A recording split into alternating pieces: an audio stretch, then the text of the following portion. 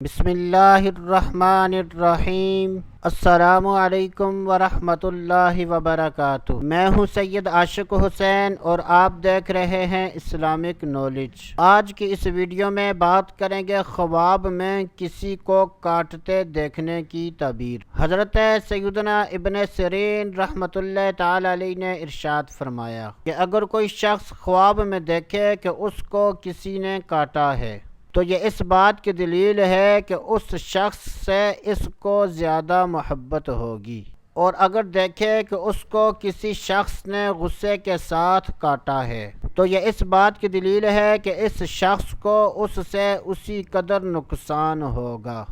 حضرت سیدنا جابر مغربی رحمۃ اللہ تعالی علیہ نے ارشاد فرمایا کہ اگر کوئی شخص دیکھے کہ اس کو خواب میں گدھے نے کاٹا ہے تو یہ اس بات کی دلیل ہے کہ اس کی جان خطرے میں ہے، اور اگر اس شخص کو اونٹ نے کاٹا ہے تو یہ اس بات کی دلیل ہے کہ اگر وہ شخص سفر کرے گا تو اس سفر میں اس کو نقصان ہوگا۔ اگر کوئی شخص خواب میں دیکھے کہ اس کو بیل نے کاٹا ہے تو یہ اس بات کی دلیل ہے کہ اس شخص کو اس سال نقصان ہوگا۔ اللہ عز و جل سے دعا ہے کہ اللہ عز و جل ہمیں اچھے خواب دیکھنے، برے خوابوں سے بچنے کی توفیق عطا فرمائے، اور ہمیں اچھے خواب دیکھنے کی توفیق عطا فرمائے۔